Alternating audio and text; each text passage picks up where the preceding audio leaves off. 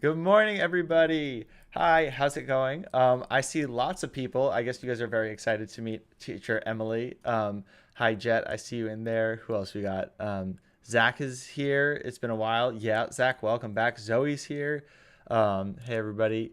Yeah, I'm excited. You guys came out a good week though. This is the Christmas season, and I have lots of guests for us. And our first one is going to be teacher Emily.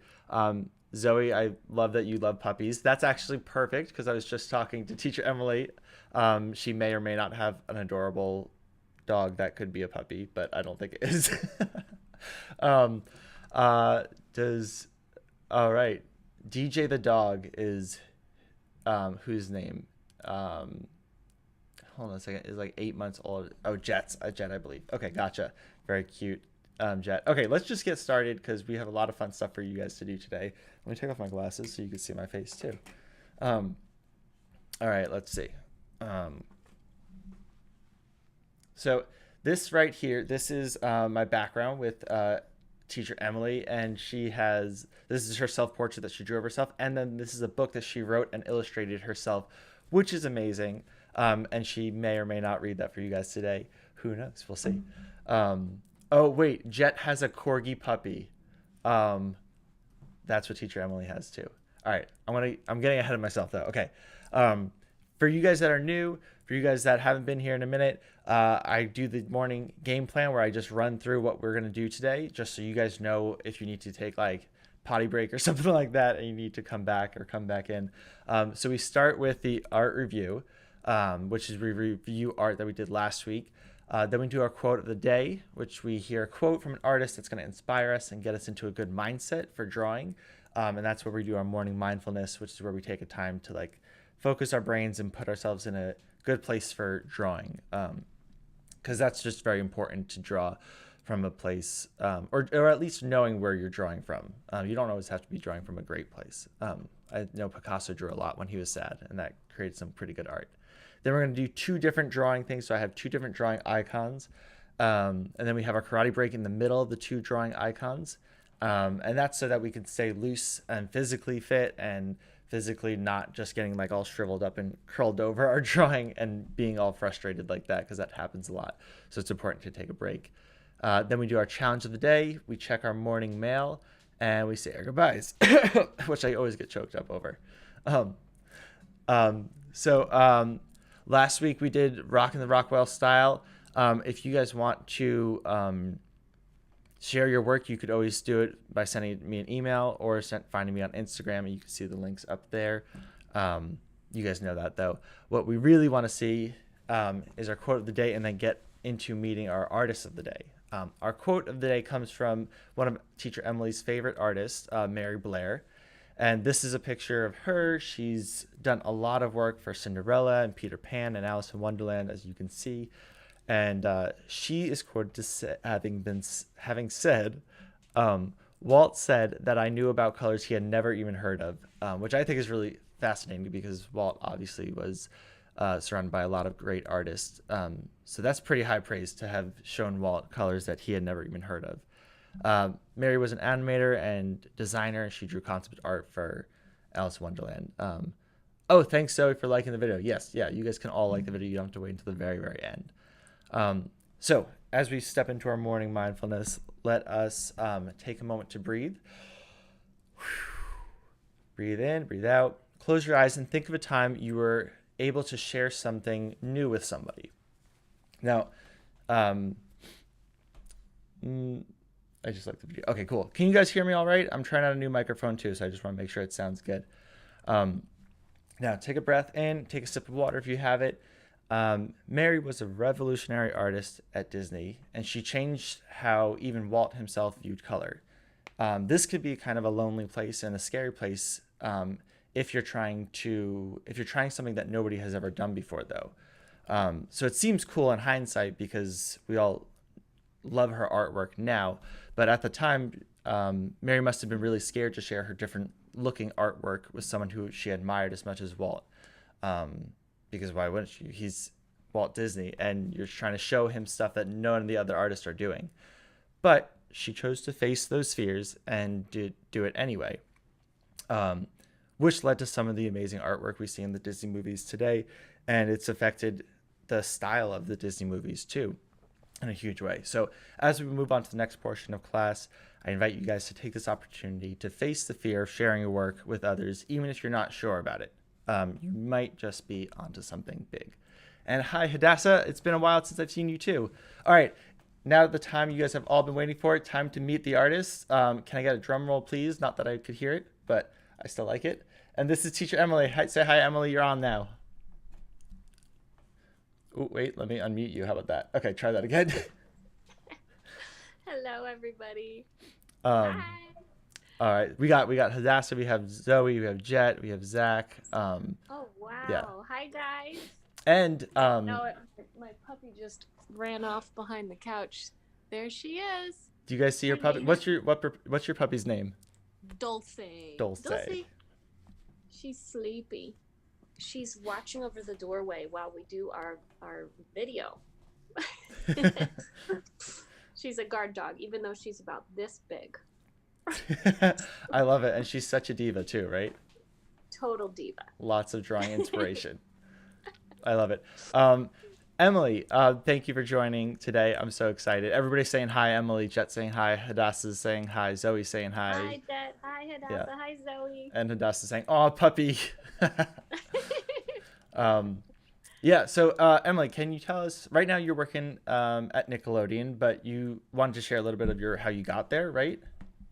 hmm Well, it turns out that I had an experience kind of similar to Mary Blair, where I liked a kind of artwork that looked a little different from the people around me, and I was very shy about doing it because I thought it wasn't the right kind of art.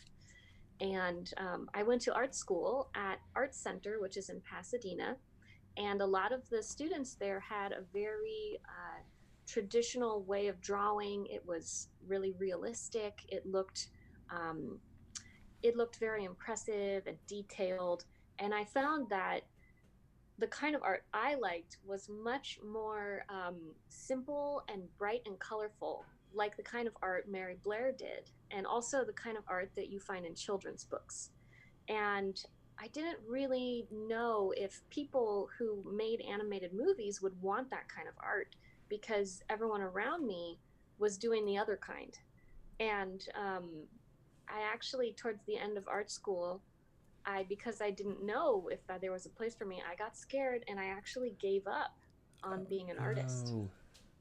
I gave up and I said, instead of being an artist at a movie studio like Disney or Nickelodeon, I will be the admin assistant at the movie studio because there's lots of jobs at the studio for people who don't do art.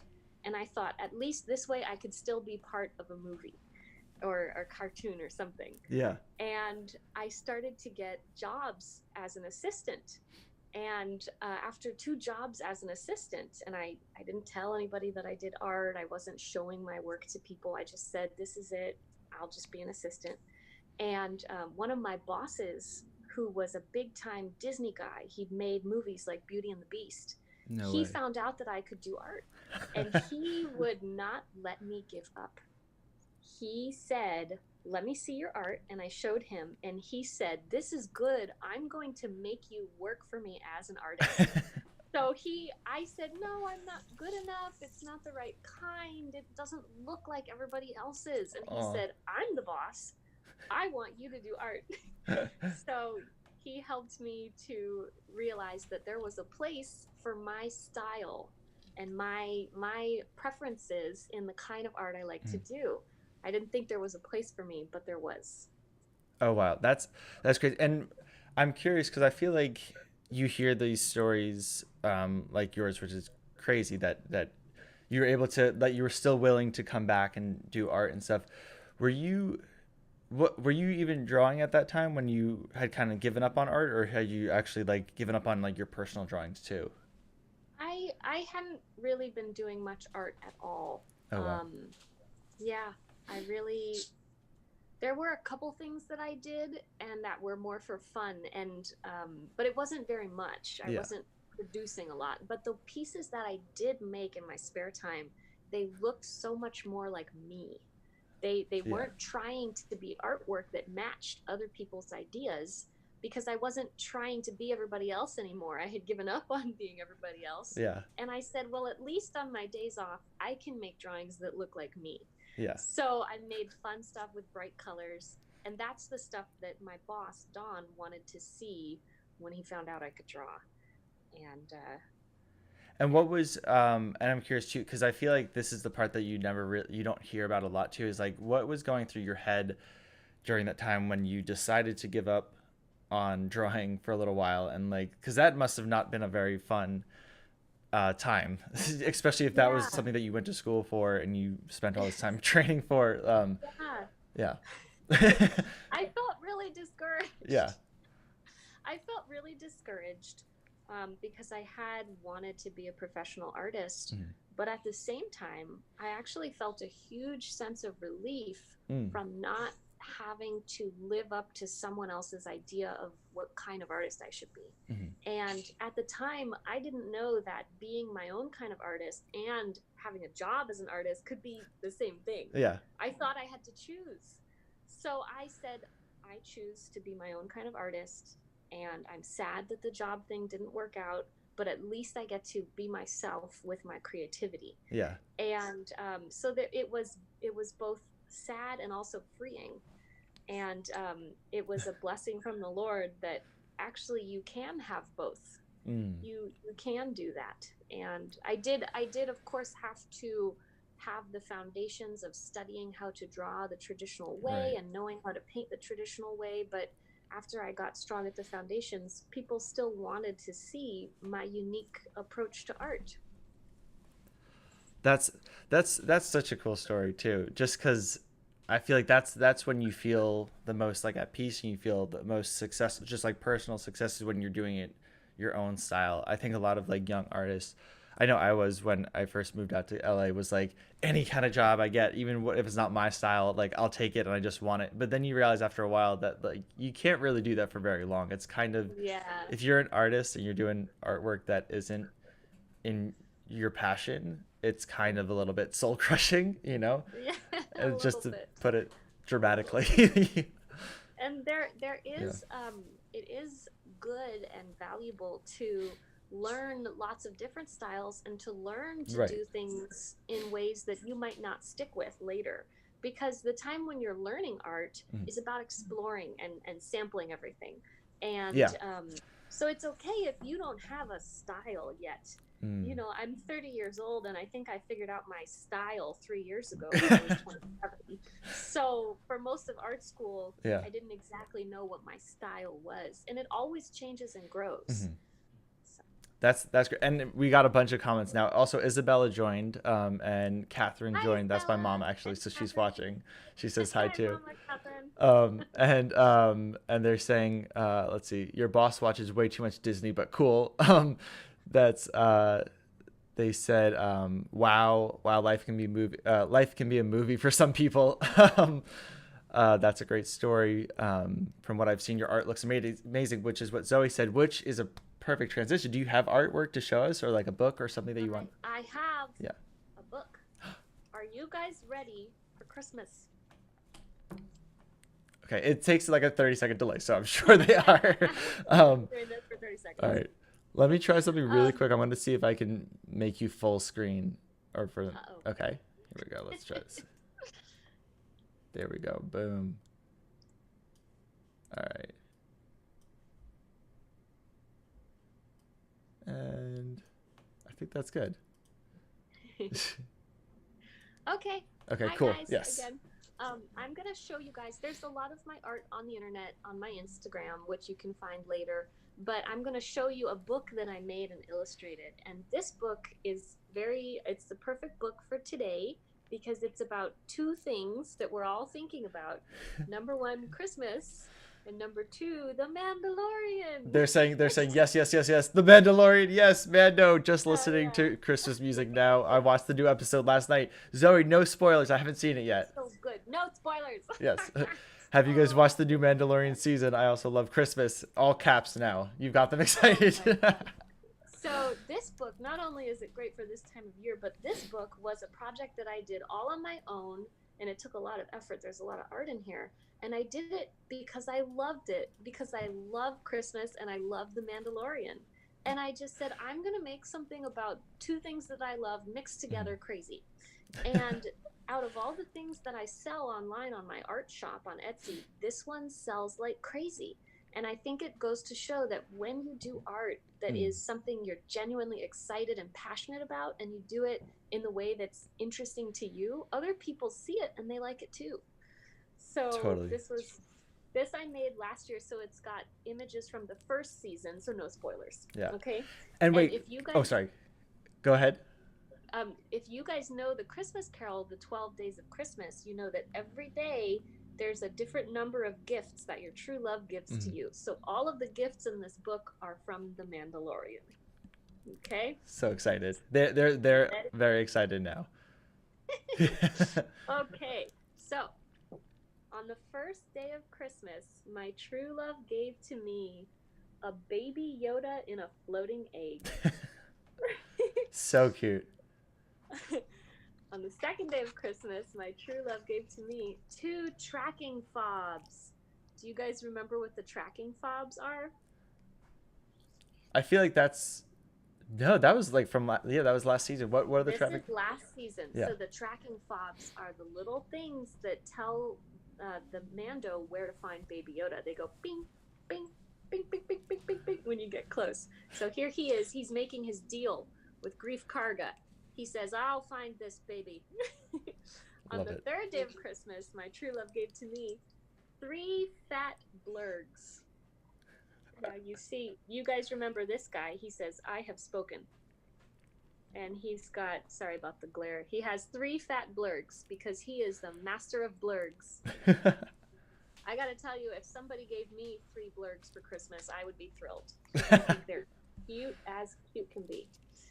On the fourth day of Christmas, my true love gave to me four whistling birds. Do you guys remember what the whistling bird is?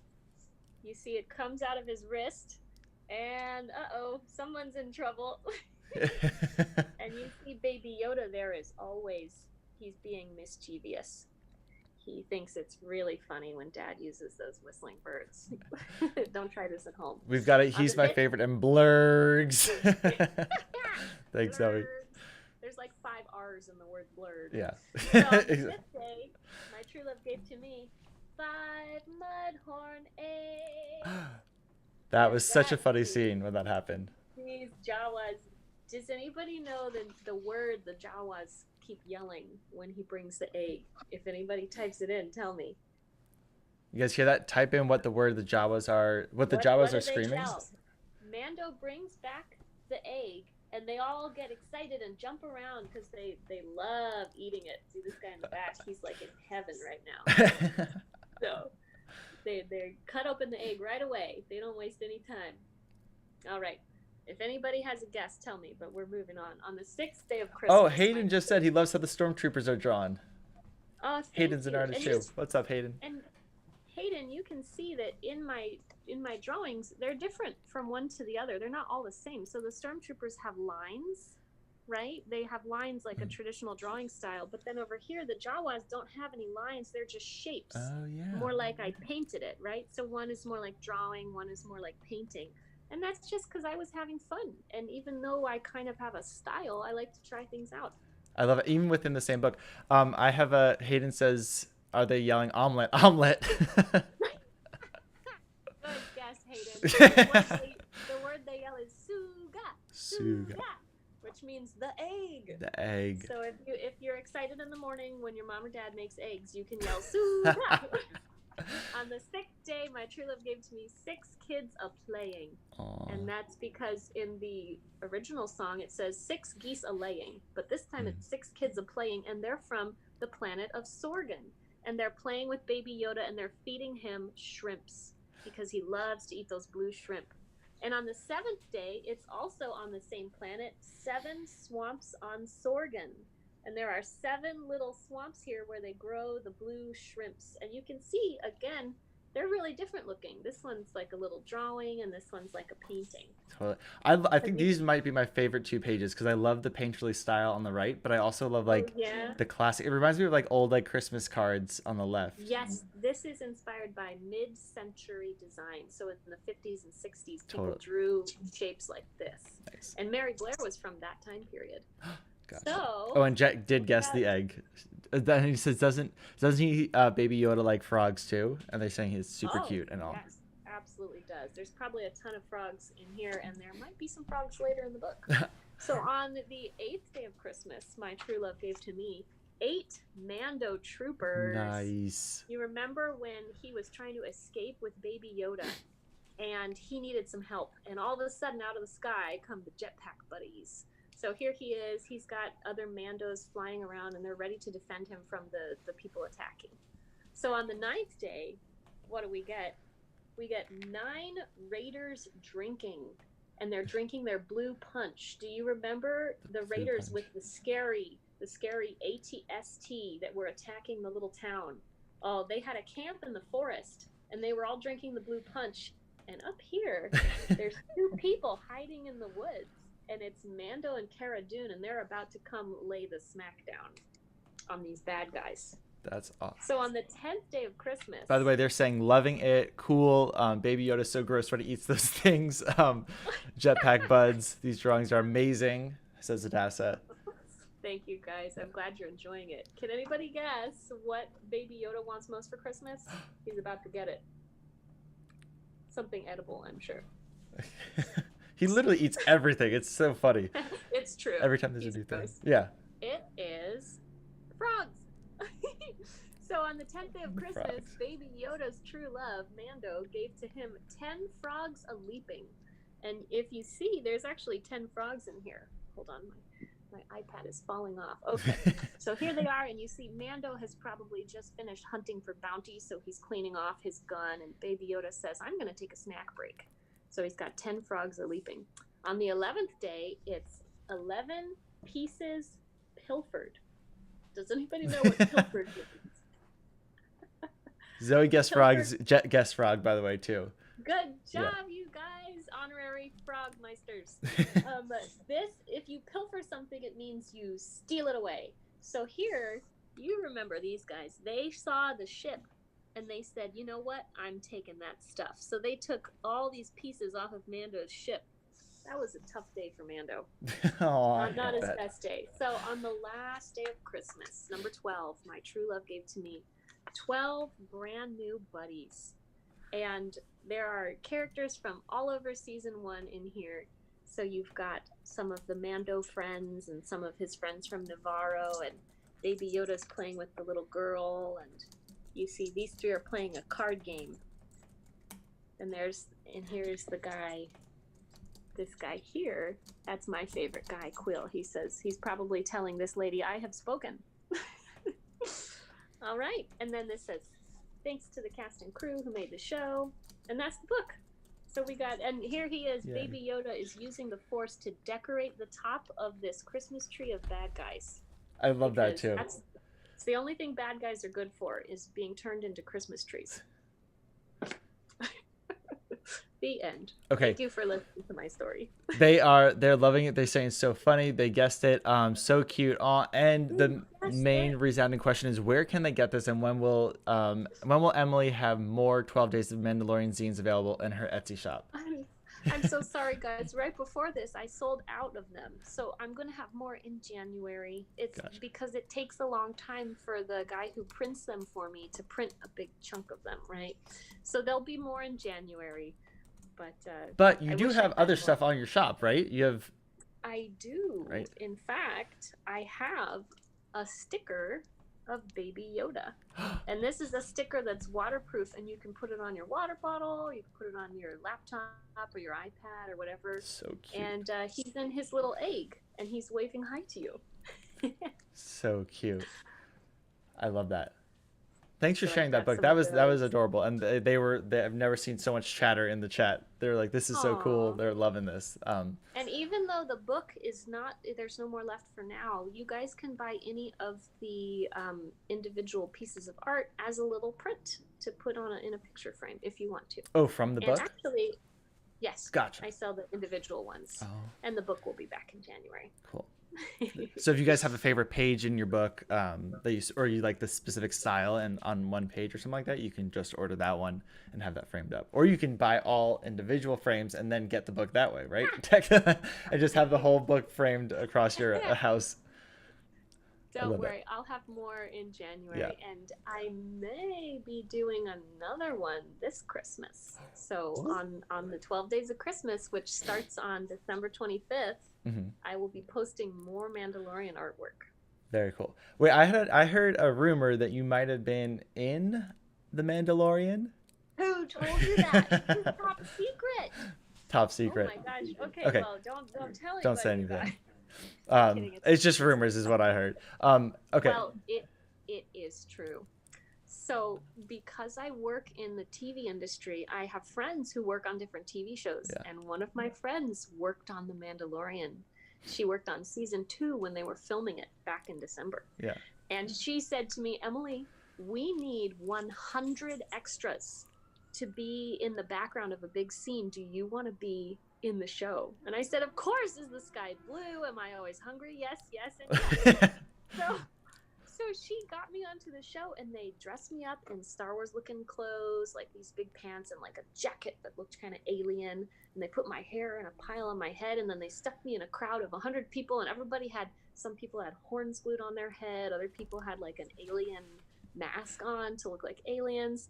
And if you guys have seen the first episode of season 2, I'm one of the many people cheering in the background of that big crowd when I won't spoil what happens in the episode, but in the beginning he goes to a place with a big crowd and I'm in there yelling. That's so cool. That must have been so fun, like a dream come true, like to actually be in like better than like It was so Star Wars. cool. Yeah. It was crazy to see Mando walk right past you. He's that shiny in real life. He's like, so you could see yourself in his armor like a mirror. And Oh I my saw gosh. Baby Yoda too, and Baby Yoda looks so cute in real life. And they have these guys who drive Baby Yoda's ears and his eyes with these remote controls Yeah. because they're the puppeteers. And it was crazy because when Baby Yoda moves and blinks, it's like he's real. You look at him and you can't be like, that's just a puppet. It's like he's there. Whoa. And I wanted to run up and touch him, Yeah. but I knew I'd get kicked off the set. So I said, I'm just going to look at him. Yeah. Oh my god. I probably would have been like frozen, just like the Mandalorian's right there in front of me. Oh, they want to know what episode is this. Can you say that? This is chapter 9, which is episode 1 of the second season. So the first one that came out this winter. The first and one. Mando goes into a big arena with a big cheering crowd, and I got to be in the crowd. And they've got some big alien guys fighting, and they were fun because those guys were covered in green paint. Yeah. That's how they made them look that way. They had the masks, and then they had green paint on these big stunt guys. And every time they would shoot a take where they do their wrestling, some of the paint would smudge off. So after they yell cut, the assistants run up and they start putting more paint on the guys. They'll just paint them like right on their neck and their belly, and then they do it again. Oh my god, they're losing their minds over here. They're like, you actually got to see the Mandalorian. They're asking what episode. They're like season 2, episode 1. It's so funny. Oh, it's so crazy. Yeah. That's awesome. And I'll tell you one more thing, which is that Baby Yoda, when they film him, his little egg has a pole on the bottom with wheels, right? So they can wheel him around, and they have a long handle so that the guy wheeling it isn't in the scene, and they kind of push him, right? But and they edit out the pole in CG. So they needed a scene where Baby Yoda went a very long distance and the guy was going to be in the shot. So they said, don't have the guy pushing him. Jon Favreau was standing there and he said, just take off the handle and let's just shove Baby Yoda from one side to the other. Just roll the baby. And we were all going, the baby, the baby, the baby. And so Jon Favreau stands on one end, and then the other stunt coordinator stands on the other, and the camera's kind of filming the middle chunk. And John Favreau just gives the baby a big push, and he just rolls like this. And they said, "Got it, cut." Oh my gosh, I want to see that Right. that shot now and see if I can notice It's the one of the Baby ones Yoda. where Baby Yoda rolls quickly past the crowd. Yeah, He just shoves him. that's so funny. Oh my, they're losing their minds now. They're like, you saw Baby Yoda in real life. Zoe wanted to He's know, real. did you do any of the artwork at the end of the episode? Those like really cool I paintings that they did do. not, because it turns out that actually one of the Hmm. artists who worked on The Mandalorian was one of the main concept artists for the rest of the Star Wars movies, which is why Mando Whoa. looks like it really belongs with that universe. His name is Doug Chang.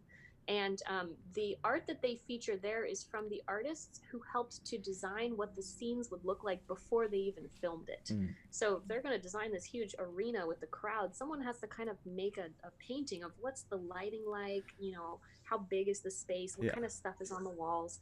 And it's those guys. So they did that art, years ago when they were first designing things, Mm. and they got to bring it back to put it in the credits. It's the concept art. That's so cool. And then now they're asking too. They're freaking out. Yes, Emily saw Baby Yoda and Mandalorian in real life. She was right there in the same room with. How far away do you think you were from them? I was 6 feet away from Baby Yoda. Oh, right, because social distancing. Well, this was before COVID. This was last. Oh, okay, gotcha. Before COVID. So Baby Yoda they parked him because he has the wheels. So after they shoot a scene, they let all of the extras walk off the set to get a water break, and Baby Yoda was parked right next to the door. And we were all walking off one by one, and I saw him. And I said, if I could just reach over and pet his soft little ear. And then I said, don't do it. Don't do it. You're going to get fired. That's so, and I never thought of it. Like, I think you said it with that, something that may be sparking in my head, whereas like Baby Yoda is basically in a stroller, like it's a baby cart. And I never like thought of that as, because it looks so cool in Star Wars. It looks like a spaceship, that I was like, but that's basically It's just basically a stroller. a floating stroller. We have a bounty hunter pushing a stroller with the baby in it. That's good. Totally. Oh wait, they have more concept. They have more questions now too. Okay, they want to know, where was this question? Okay, does wait, where'd it go? Let me see. Okay, does the Mandalorian actually do those cool tricks when he's fighting other guys? And also, how did they do the scene where Baby Yoda is in the Razor Crest? Oh, Yeah. in the Razor Crest? What they do for the Razor Crest is they build the inside of the cockpit, Yeah. and they have the windows just open, and then they have a blue or a green screen on the outside by the windows. And they film them inside, and then they use CG to show the space. But if your question was different, you can write it in a different way, because I wasn't sure if that was your question. But as for the Mando, Pedro Pascal is the actor. He does all the dialogue and all of the intense tilting of the helmet this way and that way. But there are actually two stunt doubles, two really, really cool guys who are in charge of doing his stunts. And they actually wear the armor too.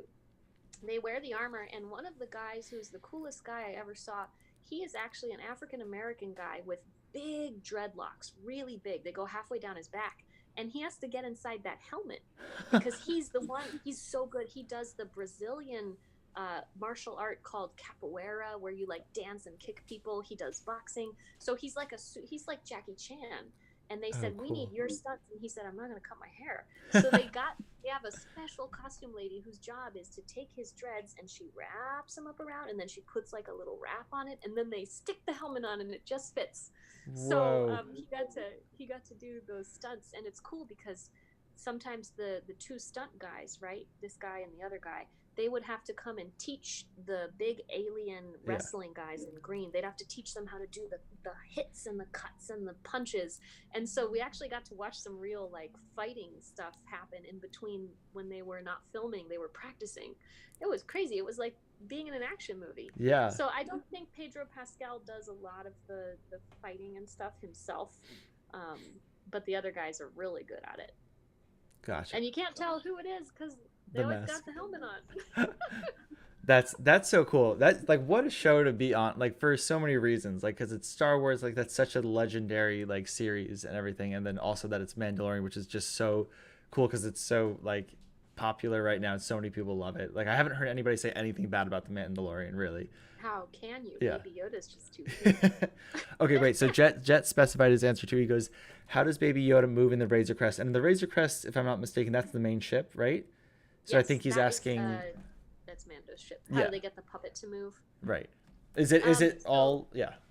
So it's Baby Yoda is all a puppet, but not all of it is done with robotics. Some of it is manual puppeteering, and they actually have, for some of the scenes where he's moving around and you can't see his legs, they have a guy who puts his hand up and moves him around just like the Muppets.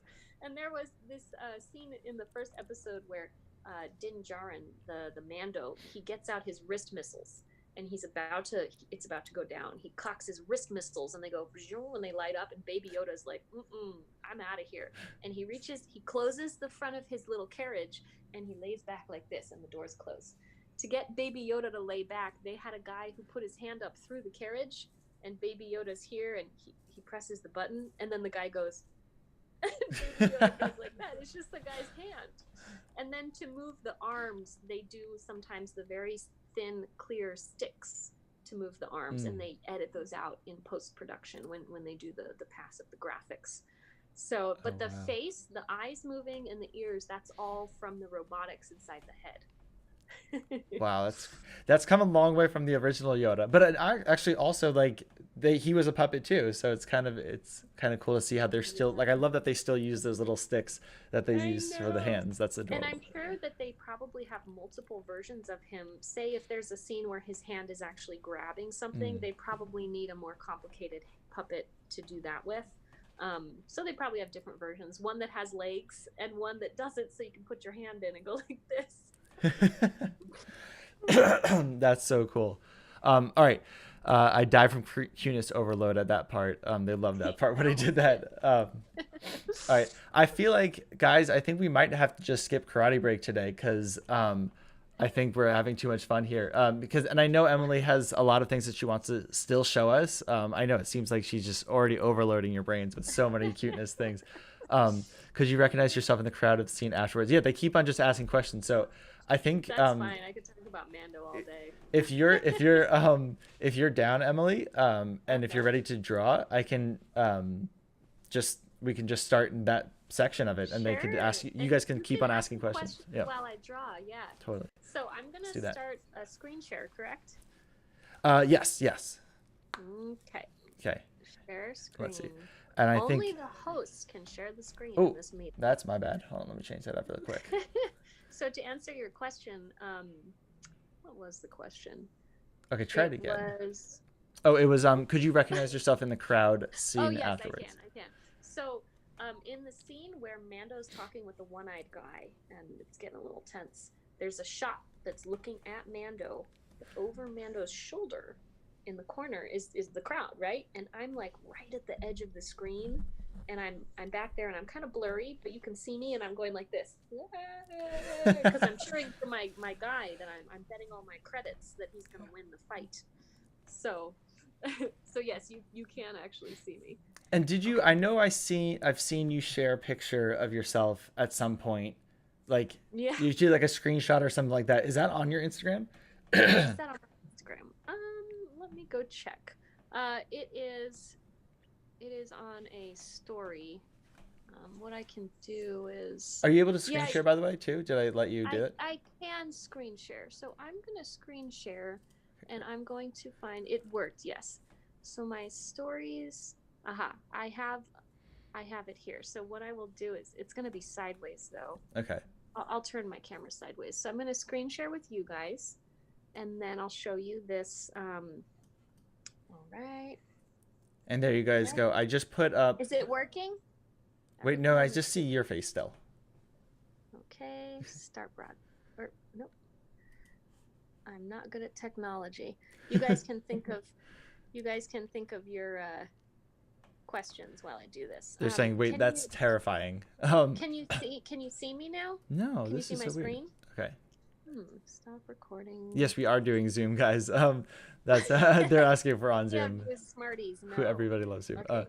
I think it would be awesome to get to wear the Mandalorian armor too. They're saying too. Oh, that would be amazing.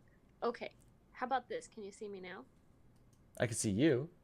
I wonder how to share the screen. Let me see. This is maybe the kids can do karate break now Okay, because yeah. it's gonna take me a hot minute to figure this out. All right, here. I'm gonna pause it. We can do some karate break really quick. And I'm gonna mute Good you too. I idea. can still hear you, but they won't be able to. And then let me switch it. Let's see. Okay. Karate break. All right, guys. If you have been in here in a while, let me make myself smaller. There we go. This is little teacher Noah in karate. This is actually me, my orange stripe belt, doing karate.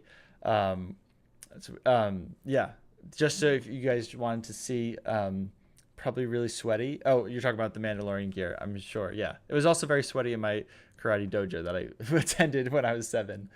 Um, and yeah, let's do some Sensei Says. It'll be lots of fun. Okay, so uh, we start. I like to start with doing some front kicks. Then we do some blocks, which are right here, and then we do our attacks, which are right here.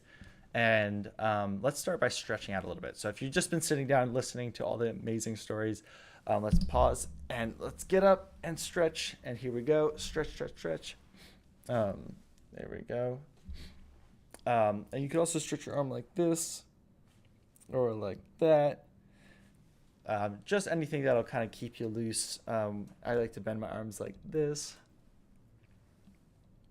and stretch my fingers all the way out.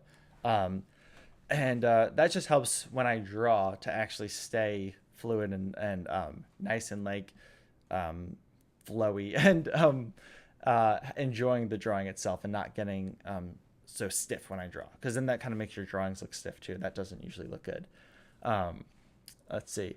All right, so let's do some Sensei Says. Ready? So if I say Sensei Says, then you do the attack or the move, and if I don't say Sensei Says before it, then you don't do it or you'd be out. Okay? So Sensei says front kick. Sensei says side kick. Sensei says back kick. Sensei says front kick, back kick, side kick. Sensei says front kick. Sensei says back kick. Sensei says side kick, front kick. All right, that was pretty easy. Just like beginner round. Let's go to round 2 of 3. We're going to do our blocks now, which are right here. Okay. Sensei says, I'm going to take off these headphones for a second. Sensei says rising block. Sensei says cross block. Sensei says middle block. Sensei says parry. Sensei says parry. Sensei says front kick. Sensei says back kick. Side kick. Sensei says rising block. Middle block. Down block. Sensei says front kick. Sensei says middle block. Sensei says cross block. Sensei says down block. Sensei says front kick. Side kick. Back kick. All right. Let me know, has anybody gotten out yet? I feel like we have a good group of class, a good group of students. So I feel pretty good about this. Okay, last round, we're going to do full speed. We're going to do attacks, and we're going to do kicks and blocks all in one. Emily, how are you doing too? Yes. Yep, I can see it. Okay. All right, guys. Emily just said that she's ready to start, so let's do our last round really quick, and then we'll start. Okay, here we go. Ready? Sensei says front kick. Sensei says side kick. Sensei says straight punch. Sensei says spear hand. Sensei says spear hand. Sensei says heel palm. Sensei says middle block. Sensei says down block. Sensei says hammer fist. Sensei says shuto. Sensei says back fist. Sensei says back fist. Sensei says ridge hand. Sensei says ridge hand. Sensei says vertical fist. Sensei says vertical fist. Sensei says front kick, side kick, middle block, down block. Sensei says heel palm. Sensei says hammer fist. Sensei says straight punch, middle block. Sensei says shuto, ridge hand. Sensei says spear hand, heel palm, straight hammer fist. Sensei says middle block. Sensei says down block, rising block, cross block. All right. I'm getting too excited. I'm already thinking about drawing. Let me know if I got you out in the comments. How are you guys doing? I'm out, and I haven't done this in so long. Hadassah. All right, Isabella, are you out? All right, Emily, I'm putting you back on soon. Hold on a second. Wait, okay. Now they can hear you. Hello, everybody. Can you see my iPad screen? There we go. Yes. Now, this is the app called Procreate. Does anybody here use Procreate to draw? They definitely do. It is my #1 favorite that I use. Now, can anybody guess what character I'm going to draw from season 2 of Mandalorian? What I do is, before I draw anybody, I always choose reference. Now, this is Frog Lady, and I won't tell you anything that happens in her story if you haven't seen it, but all you need to know is that she is darn cute. I mean, look at that face. She's got her eggs in her backpack here. You know, she's carrying them around. She always looks a little shy, but then at one point she gets a big smile on her face. So I thought, I really like Frog Lady. I'm going to do a little drawing of her. And you guys probably know that when you do something in color, you do a sketch first. Usually, everybody does that kind of thing. It turns out that when I sketch, I do several different versions. So the very first version of the sketch I did was really loosey goosey. I mean, it's you can see my brush was really big, and I was just kind of just trying to figure it out. And in fact, I was really looking a lot at this pose where she's looking to the side just to see how to get the shapes correctly. And it didn't feel like a really cool design yet. It just felt like I'm learning. I'm learning what her costume looks like. I'm learning, you know, she's got this little apron thing that's on both sides. She's got like a shawl. Oh, she's got this little dot on her head behind her eye. So this was more learning the character, right? So By what the I way, we did have then, so many comments coming in. Yes, we can see the do they screen. love I use Frog Lady? Procreate. Yeah, we have a couple, three people at least now use Procreate. Baby Yoda, Baby Frog Procreate Lady. is Yeah, awesome. so much And talent. what I do is after this version where I'm just kind of learning, I do another sketch where I'm experimenting with the shapes.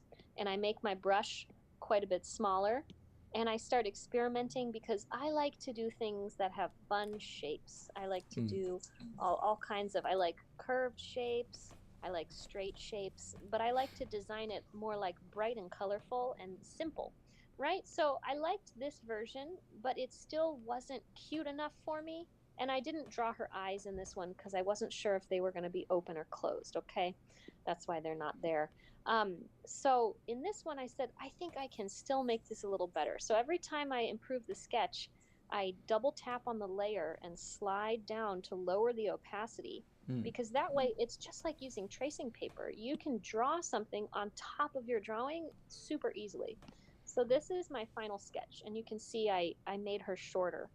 I made her shorter to make her cuter, and I kind of exaggerated the shape of her dress like this, and I filled in more details like the eggs, right? Those tasty, delicious eggs.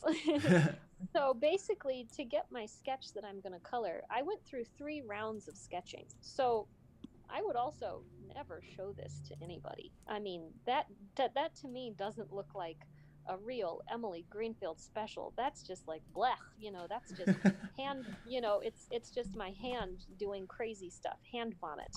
So, it's okay if you make ugly things on your way to your final product, because not everything you draw is going to be gorgeous. So here we are. I've got this one. And what I'll do is I'll put this layer on multiply, which basically means that it will stay dark, but I can see underneath it. I can see if I do a color underneath it, I'll be able to see it through the lines.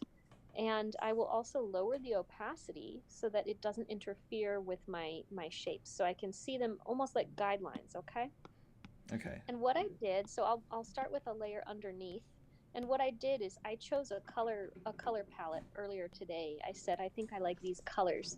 And so the way I start is when I'm sketching, I use the shale brush, and I just made mine have a little less taper on the ends. That's mine. And I like their charcoal brush for when I make shapes, because the charcoal brush, it has it's got kind of a nice, you can see it has a nice texture to the side there. So it's not super straight. You know, it's got a wiggly texture, which makes it feel more like a real painting, even though my art is digital. Mm. And so what I'm going to do is I'm going to go with the color I chose. I'm going to hide my color palette. And then I'm just going to start filling in my shapes. And basically, I'll use a slightly smaller brush on the outside to get the shape correct. And what are you using Right? to color with? What brush? This is the charcoal brush. Charcoal brush. Okay, and where's And that you can, charcoal brush? Because so they the always love to charcoal follow brush. along and find them too. Oh, that's perfect. So I believe it was in calligraphy. Oh boy, that's a great question, you guys. You Oh, sometimes do it so fast, you're like, I don't even it's know. in It's in sketching, so it's under charcoal block. And my version of it, I believe I added, let me see. I think in my version of it, so you find it in sketching. I think Sketching. my version of it, I kind of made it, I think I made it, the dynamics, I think I made it taper a little bit so I could kind of get a varied size on the stroke. And I think with the texture, where's our texture? I think with the texture, I may have made the texture less obvious, like lowered the scale of the grain. Instead of this, it's kind of like that. So there's ways you can customize the brushes, but so mine is M charcoal, and basically it's like the charcoal. I like having a square brush because I can create like a nice edge like that. So what I'll do is I'll create the shape, and then sometimes I'll use a bigger brush to just fill it in. And you see, because I added the tapering on the brush, I can go from this to this, right? So I can get short or Ooh, small and nice. fat. So I do love a good brush taper. So because this layer is going to go behind all the other ones, it doesn't matter what I put up here, right? That can be messy as all get out. It just has to be clean on these edges. Okay, so now I'm gonna, because the layers, you stack them, and that way you can hide what's behind. So I'm gonna keep my color palette up here, and I'm actually going to move it so that I can see it without having to turn it on and off, right? So I can sample, because I do, Nice. That's clever. it's basically a sketch but with color instead of your pen. I think also I think charcoal might have been one of those brushes that you bought like as an add-on. No, Or actually, no? I have not purchased any brushes through Procreate. Really? I've purchased brushes for Photoshop because what I do for work at Nickelodeon is I use Photoshop for my drawing, and but for the charcoal one, it might be just that I edited it significantly. Okay, gotcha. I would say it's similar because Hadassah is asking. She said she doesn't have charcoal. Honestly, Hadassah, I don't see it either in mine. So I Oh think no. what you could use though, they have artist crayon, they have soft pastel, and they have oil Yeah. pastel, and those And you kind of know feel what? similar. Oh, sorry.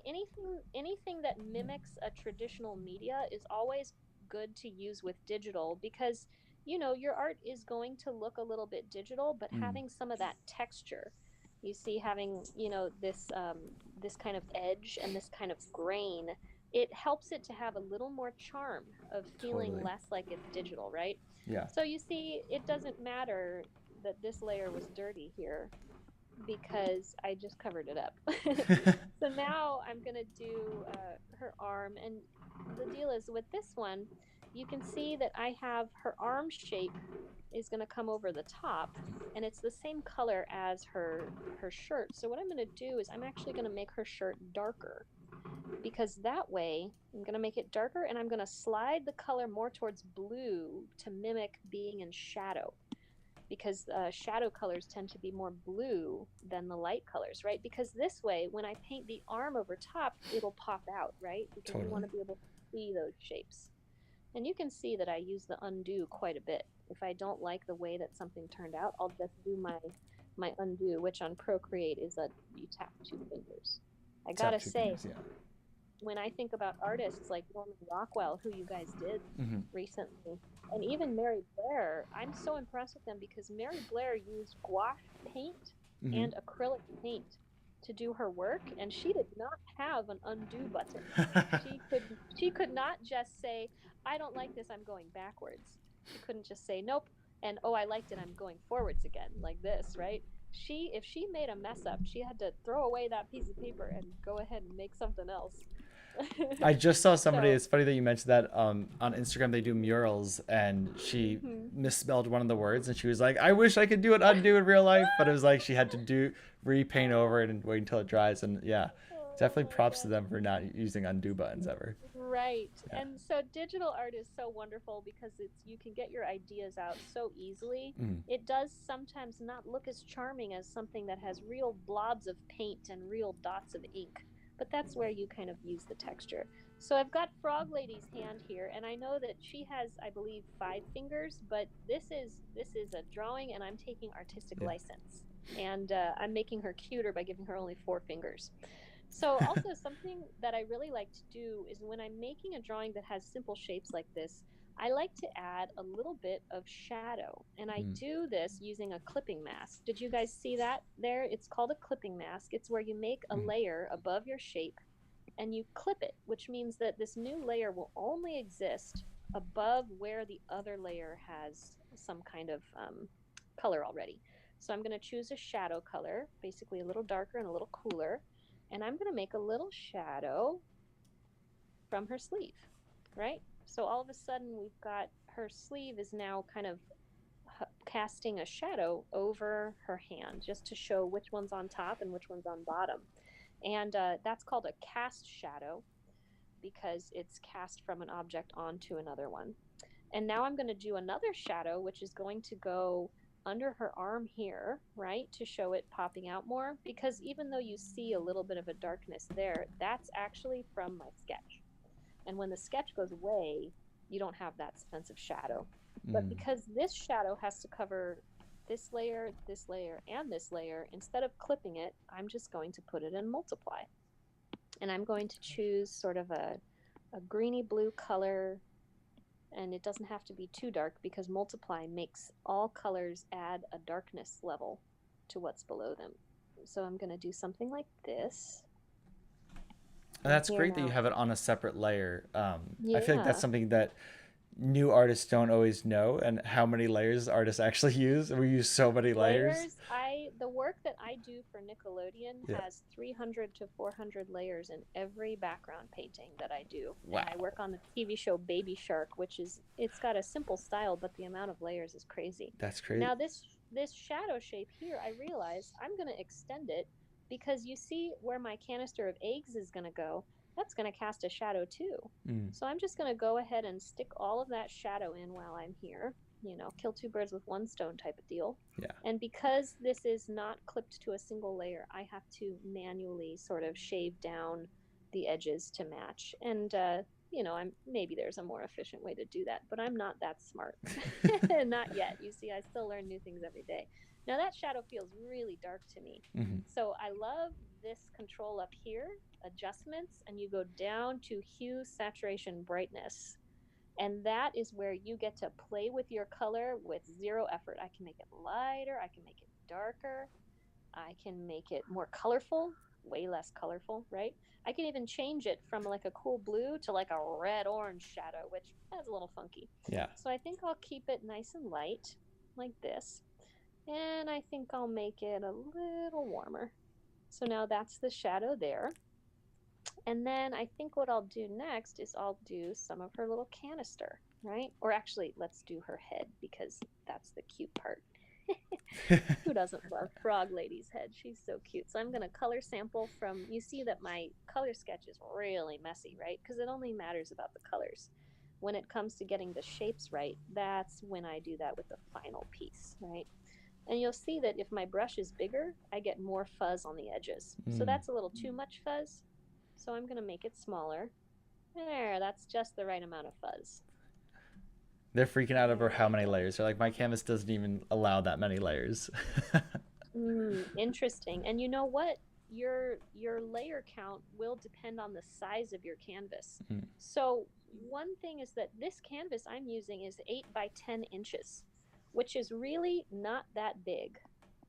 It's not. It's Right. not. It's smaller than a piece of paper because it's 8 by 10 inches by 300 pixels, dots or pixels per inch. And that is kind of a nice high resolution that'll print out about the size of a piece of paper. So if I wanted to make this frog lady artwork big enough to be a poster in your bedroom, I probably could not get it that big on Procreate. Mm. And that's when I would do something like use Photoshop, Mm. because Photoshop will let you have thousands and thousands of layers. You might crash your computer, but Photoshop can handle it. That's awesome. Also, I know that it's 11. I'm okay with Mm-hmm. letting you finish your drawing. I would love to see the final thing. But just for anybody that wasn't planning on staying past 11, I'm going to include. There's going to be a challenge at the end of class, like we always do, and up right top, those are That's Emily's Instagram, so you guys can totally follow Emily on Instagram. She would love to see all of your artwork. I already I was would telling her love about some of you guys who post your artwork on Instagram, and it's amazing. I would Yeah. love to see it. And you could see all of her crazy artwork and the Baby Shark show that she's working on and all that stuff. So, yeah. And you guys, Baby Shark is going to come out on Friday. We are Our Christmas special is going to come out on Friday. So if you have Nickelodeon, the Nickelodeon channel, it's on Friday afternoon. Hmm. So make sure you tune in because it's pretty darn cute. And now you So can this, say that you know somebody that worked on the show, which is wait, uh-huh, is your name in the credits? Is it going to be? it is in the credits, Whoa. and it won't be in the my it's freezing. Sorry. Oh, good. I'm going to have to X out of that briefly because my Procreate froze. So whoever had that question about how big you can get your file, sometimes my Procreate will freeze, right? Yeah. So that's what you're seeing here. So I'm actually going to quit Procreate, Mhm. and then I am going to open it again and hopefully, oh wait, wrong file. So many pictures. So many. Isn't it so nice So though to be able to just whip out your iPad or your tablet and just draw oh, and Procreate? it's Like, incredible. I draw in my bed sometimes. yeah. And How many? I bet. How many of you guys are actually watching this like from your room or in your bed right now, or just like we lounging on won't the judge couch? you. We No, won't I'm in a judge. onesie right now, so. You're in a onesie. So what I'm doing now is I have another clipping mask layer, which again is where the layer is attached to the one below it. It Mm. only shows where the one below it exists, right? And I'm adding in some of her little cheek color because she's got sort of her throat is kind of a lighter color. Now I want that color to blend out, so I'm actually going to choose a different brush. I'm going to choose this soft pastel brush because I like how it looks traditional and I like how it gives kind of a grain. So I can use that to blend the edge, right? So she's got her little cheek there. So that's her. You know what? And I think that shape this is too much of that color. So what I'm going to do is I'm going to lock this layer with alpha lock, which means that now I can only paint where paint already exists. And I'm going to change the color to this orange. And watch as I swipe over it, it will only color in where the cream already is. So Ooh. those are my, if you guys are working with layers in Photoshop or Procreate, clipping mask and alpha lock are my absolute two favorite things, right? Hmm. So we've got clipping mask. Ooh, what a big brush. And we've got people. They're saying in their bedroom, in their parents' bed. That's so funny. As long as you're not supposed to be in a class right now and your hearing's dead, then you can be anywhere. So if you guys haven't ever used clipping mask or alpha lock, you should experiment with that because it makes it very easy to apply changes to layers. Like I didn't have to go and make the edge of this orange thing match the edge of the pink perfectly because it just automatically clipped on there. So now I'm satisfied with how her little chin looks, right? Her chinny chin chin. I'm going to unlock that because, or no, I'm going to make another one. I'm going to make another clipping mask. You can clip all kinds of layers onto here. And I'm going to do, let's see, I'm going to do a little bit of a lighter color on her snout too. And I'm going to do it with this pastel because it's not as obvious, right? You know, you see here under her throat, it's a very obvious color difference, but the rest of her head, it's more of a modeled color difference. So I'm going to suggest a light area on the snout. And then she gets more orange as we go up here. So I'm going to give her some orange because she's a happy lady, so she's flushing a little bit. And then what I'm going to do is yet another clipping mask. I love me a clipping mask. I've chosen a yellow color to go for this. She's got her little, I guess that's her frog ear, right? You know, Yeah. this little frog ear. So her little ear is kind of yellow. So I'm just going to do a little yellow dot. And some of my shapes are pretty simple, so it's just a dot. That's good enough for me, right? And now, what I do sometimes, which might be interesting, is even though I like to work with mostly shapes, and when the drawing's over, I get rid of the lines. Sometimes it's really nice to use a little bit of line on top of your shape as almost an accent, right? So she's got her mouth here, and I want to define this mouth with a line. So I'm going to use that color and I'm going to just do a little line. Ooh. And look at her smiling. She is so happy to have her little baby eggs. And you know what? As every artist understands, I don't like the first one. Gonna do it again.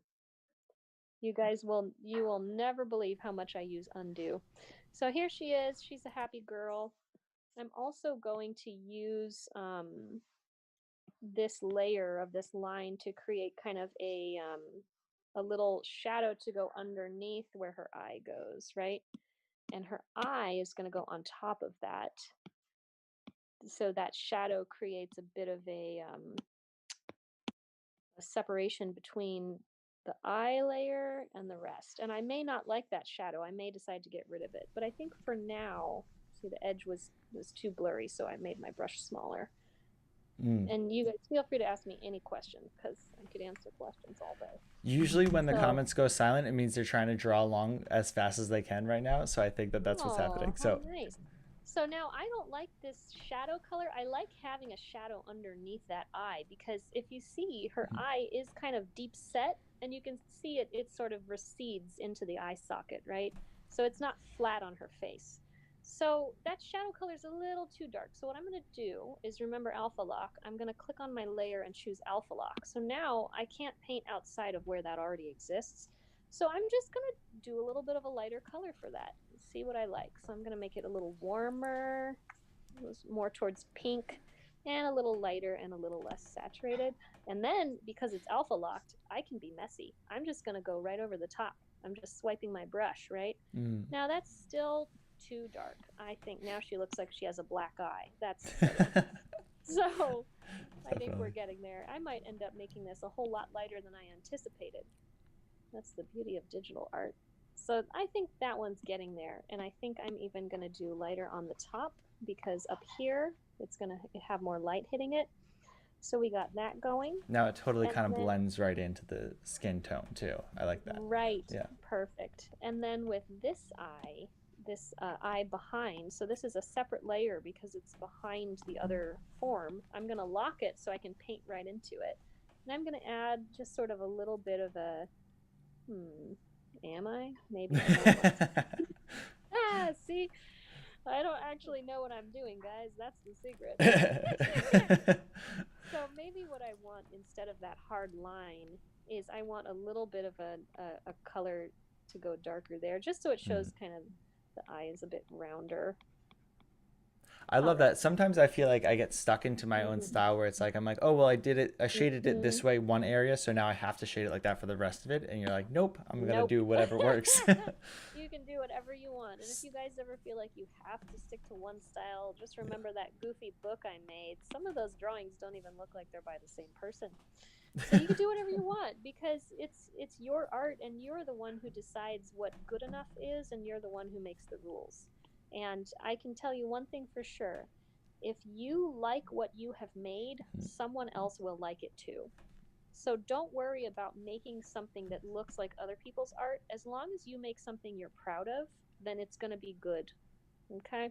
That's such a big lesson, and I feel like that's one of those lessons where you don't realize you've gone down that path of like trying to draw like other people's styles until like you're getting all of a sudden you're like, why do I not like drawing anymore? And it's because you're like, I'm not even drawing it how I like to draw it I'm anymore. not drawing the way I want Yeah. to. And I will tell you something that sounds like it's the opposite of that advice, which is the best way to learn is actually to copy other people's styles. But only as a temporary way to learn, right? Because the way that I've learned how to do this various kinds of art is through looking at artists that I like their style and I'm not sure if I want it to be my style, but I'm going to try it on for size, right? And I'll try, how does this person draw hands? How does this person draw faces? How do they draw a nose? Oh, we all know drawing a nose is very difficult, right? So I'm going to look at a bunch of different artists and I'm going to copy their noses. And then what happens is after I've copied several noses, I kind of know which look I like and I can kind of adjust it to become my own. So you sort of take in the input and then you make it what you like. Isn't that what I think Picasso said something similar to that, right? So you're very much like Picasso, where I think he said like great artists Well, copy, good artists steal. exactly. And art, oftentimes, art is just rearranging things in new ways. Now, I'm not sure that I like the color difference between this shawl and this sleeve because they're too similar. Mm. So I think what I want to do is I want to actually add kind of a darker line or shape in between them. And I might try a line, but I'm not sure because they need to stand out. It's too big and too light. Something like that to indicate that there is a bit more of a shadow, right? Sometimes when the shadow is very small, I just draw it in instead of doing the layer on multiply. Something like that. Now it feels a little more like this shawl is popping out. All right, I like that better.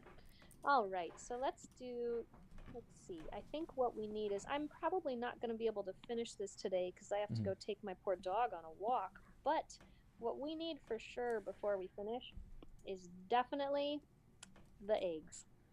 Those eggs are the most important part of this whole experiment because, as we know, they're Baby Yoda's favorite. So because what I'm drawing, this container here is transparent, I'm actually going to leave parts of it empty. I'm not going to draw it as a big shape and fill it in. So what I'm going to do is I'm only going to draw the parts that'll show up. So I'm getting my charcoal brush, which I use for the painting, and I'm going to draw in this liquid. I don't want to know what this liquid tastes like. It looks either like it's going to be a delicious otter pop or it's going to be a disgusting slime. So I kind of felt like in it looked like moldy bobas. Oh yeah. Oh boy, how appetizing. Right? That's gonna Now I'm craving boba. Hopefully not moldy. So now here you go, guys.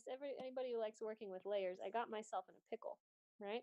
I've got this layer here, and it's on top of the skirt, below the hand, and it should be on top of the scarf. So I think it's at the wrong point in the layer order. So I have to move this around. It needs to be, let's see, on top of the scarf below the hand. And I accidentally, you see, it disappeared because it automatically turned on a clipping mask. So I just turned that off. Oh, problem solved.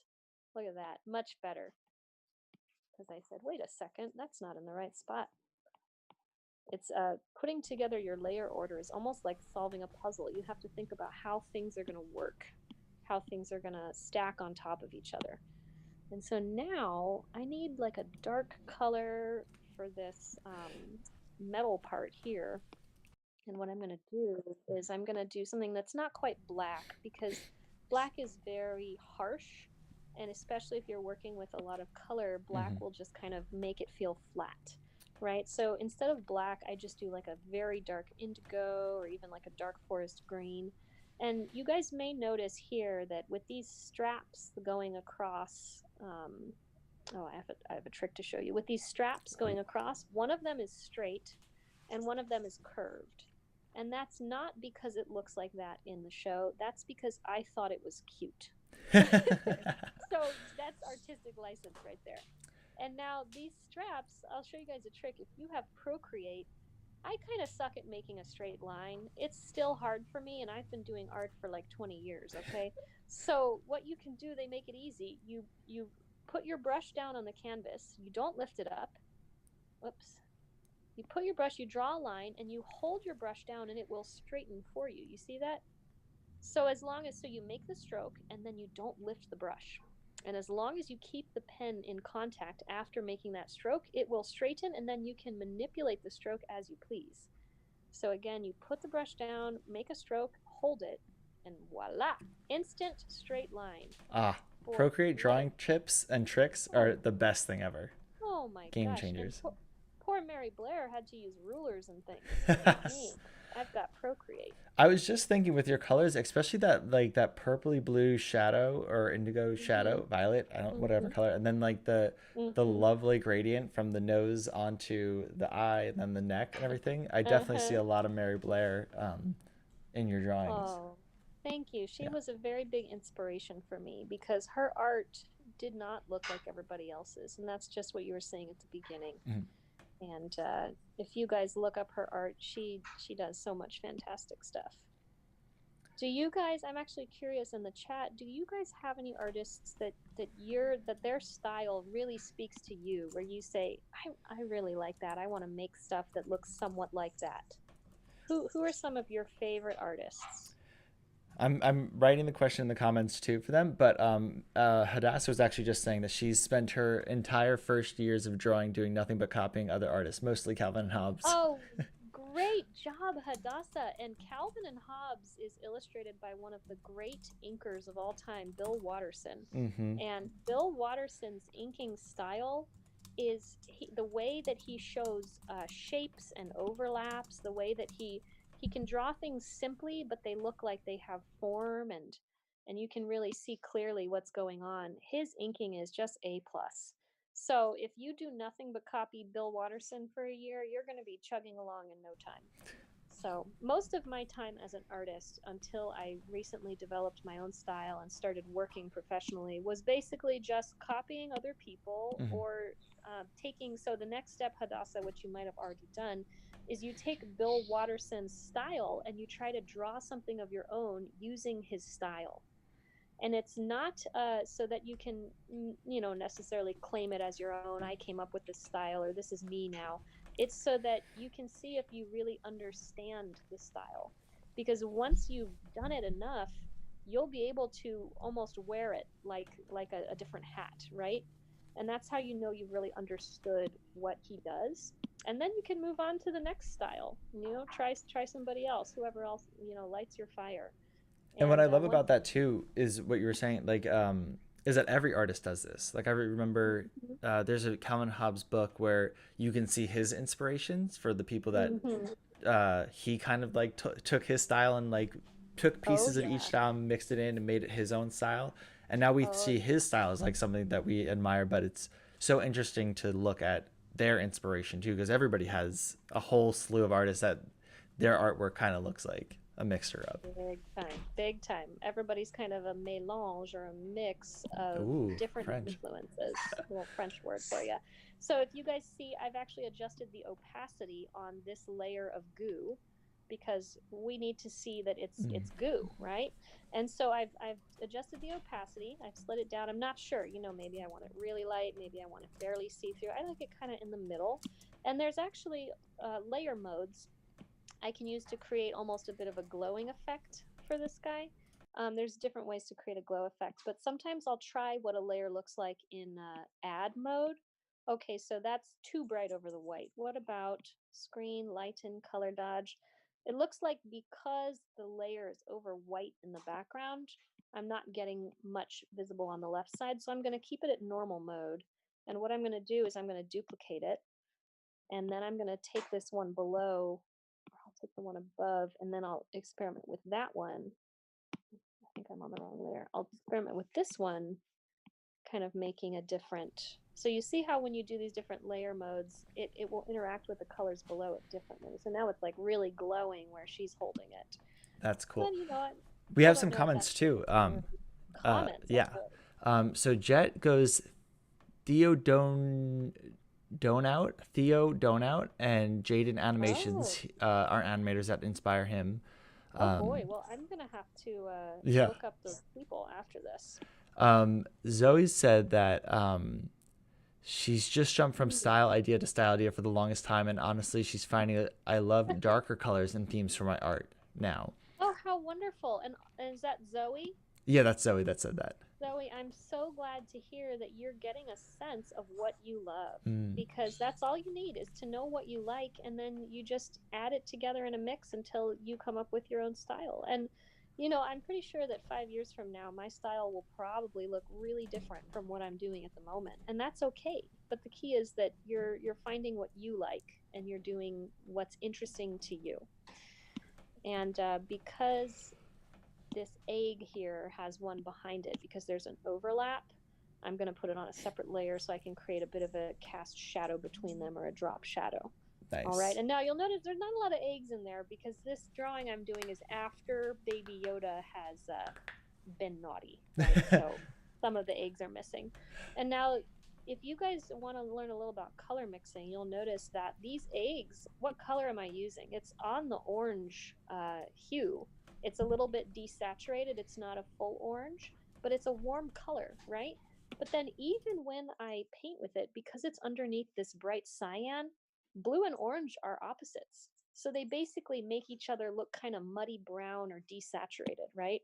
So if I get rid of these, you see that actual color of the egg. And you can see that very same effect happening in the actual shot of the eggs, where these eggs, when Baby Yoda takes them out, they're bright orange. They're like this color down here, but lighter. And yet in this water, they get kind of a browny, gooey color because those colors cancel each other out. Now, I do think I want a little more color in these guys because I like that they're orange. So I'm going to move them above one of the blue layers. So now they're only being affected by this one. And then maybe I like how they glow on the bottom. So what I'm going to do is I'm going to alpha lock them. And I'm going to select this color and I'm going to get something a little lighter and a little towards that blue green, right? And I'll turn this back on so as I paint, I can see the effect. But I'm going to make sort of a glow on the bottom of these eggs here Why are you doing the because glow? Isabella mentioned. Okay, also I messed up the pronunciation. It's actually the odd ones out. That's how you say that name that Jet was the saying. odd ones out. uh, Oh, that makes that's so funny. Isabella was saying that she mostly takes inspiration from. I'm probably gonna mess this one up too. Guri sense. Hiru and Peter Wortman. Do you know them? I think I've heard of Peter Wortman. Does Yeah. he do a lot of drawing? Isabel, let us know who those two artists, what we might have known them from. Just laughing at Yeah, me. yes, I think so. So I've decided to do a little texture as the glow on the bottom of those eggs there. Not sure if I like it, so I'll just leave it be for now because I can always go and get rid of it. And I think for Frog Lady here, the last thing I'm going to do for her is I'm going to add some little details to her face, just so that we can feel like we got to know her a little better before we say goodbye.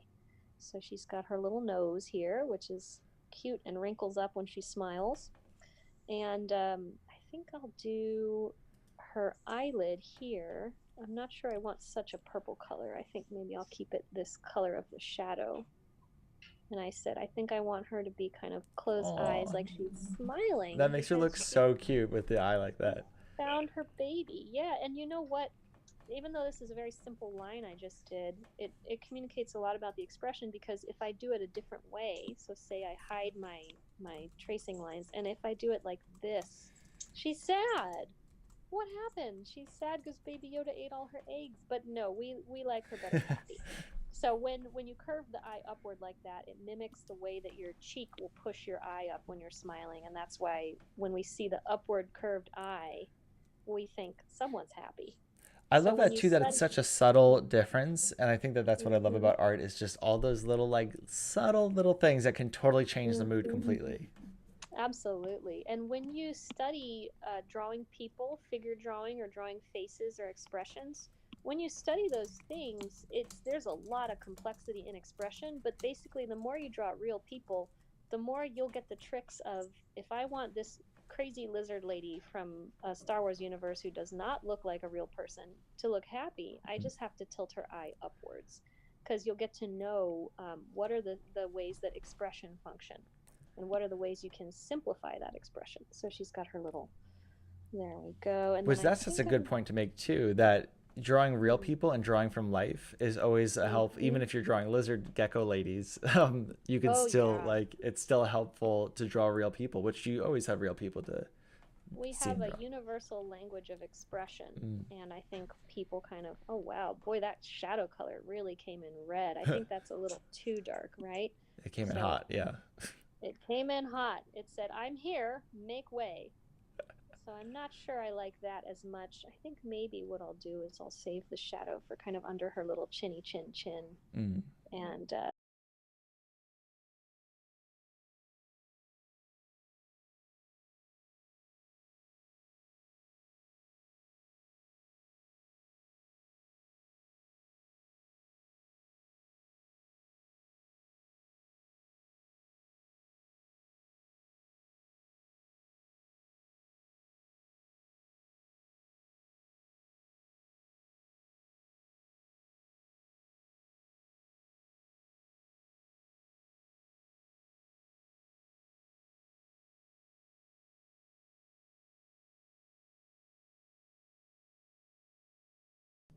Hey guys, I think we're back. Let me know if you can hear me in the chat. I'm gonna try to get Emily back on the screen too.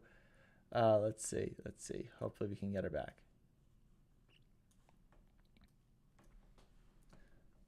One second while I try to call her up.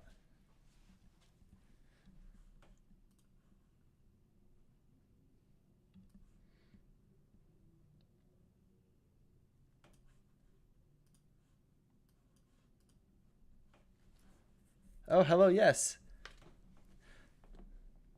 All right. Oh, there's Emily in the chat too. Awesome. Cool. Let's see. Hey, there I am. All right. Okay, Emily's here. Let me, my Zoom is just loading. Isn't Emily great? Okay, also, if you check my slide right here, here's going to be the challenge.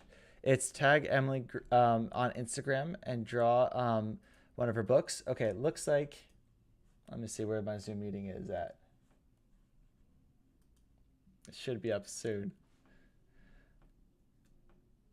For your mom every month. That's amazing, Zoe, that you've been drawing your baby Yoda for your mom every month. All right. Zoom should be popping up any second now. Oh, absolutely, Hadassah. I'm definitely going to show her your drawing. Yes. Oh, there we go. Emily's already right there too. Okay, cool. All right. Why is this not...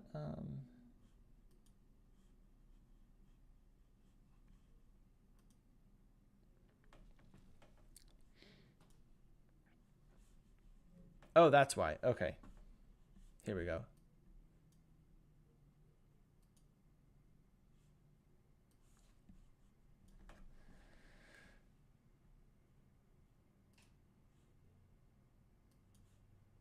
There you go, Emily. I think you should be back any second now.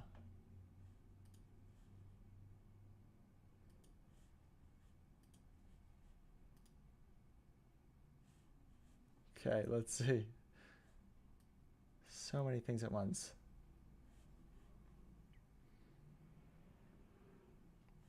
And there's Emily. Yeah, wait, Emily, I think you're muted still. There you are. We can hear you. Hello. The internet could not defeat us. Yes. Good job, team. Oh my God, we did it. We're Well, back. I really want to see all these drawings you guys are talking about in the chat. I want to see Zoe's baby Yoda of the month. I want to see Hadassah's frog lady. And anybody else has any drawings? I want to see those. I guess Noah will have to send them to me. Yes, I'll have to send them to you. We'll definitely look at them in the art review too. So when they send them to you, but if any of you, like I was saying, if any of you guys have an Instagram or something like that, you can tag Teacher Emily in the chat, and her link is right up there. I have it right above her name right there, and it's at Emily J Greenfield, right? Yes, Okay. Emily J Greenfield. And Cool. I have one copy of the book left because all of the other ones sold on my art store. And so if you do a drawing and you tag me, then we'll enter you to win the copy of the book. And one person is going to get the Mando book. Perfect. Yes. So if you guys didn't catch that, I mean, I'm sure you did. I have it written right here. Hold on a second. There we go. Okay.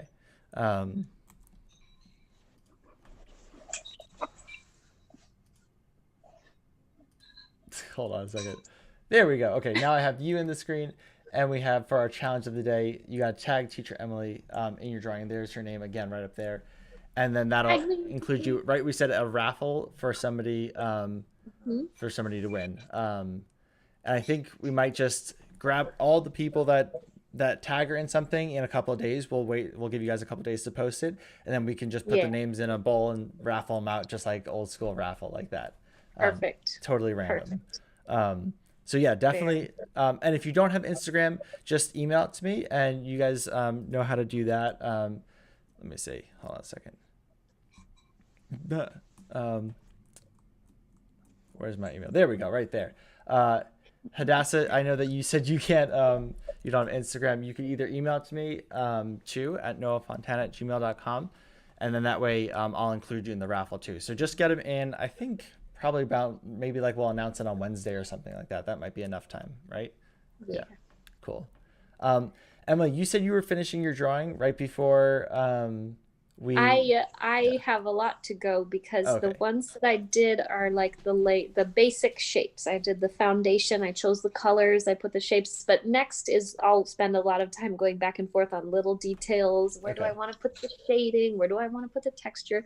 So I'm actually going to take a break now to take my little dog on a walk. And when I finish that drawing later, I'll put it up on my Instagram and you guys will be able to see how it turns out. Okay, cool. And I'll make sure to share it on the next episode next Saturday too. Sure thing. Cool. Thanks for watching, you guys. Thanks for joining, Emily. All right, everybody say bye in the chat, and I'm going to end the stream for real now. Bye. Okay, Zoe, I won't, yeah. Zoe, I think she said there's living in an RV, so they wouldn't have any room. But all right, bye, guys. Thank you, Emily. Bye. And is Dulce right around to say goodbye, too? Dulce, come here. Dulce, come here. I'll give you food. See, it worked. Dulce, where are you? Dulce. Her little tail. Oh, she didn't come close enough. And they were asking. She came around the corner. Oh, they were asking, what is Dulce? Because I know she's part corgi, but part. Oh, what is Dulce? Well, I don't even know if she's full dog. I think that she's she's part squirrel. Squirrel. I'm gonna abduct her here. Okay. I found her in the kitchen looking for something to eat as usual. And now you see he does look a little bit like a dog, but when you see how big she is, see she's very small. And she's back to the She's like, goodbye. You said food. That's where the food is. Yes. So there's some food happening in the kitchen and she has one thing on her mind. It's what she's going to eat for breakfast. And she does have dog food in her bowl, but she doesn't like dog food. Oh. She's going to see if someone will give her human food. Gotcha. Oh, I hear her trying to beg for it now.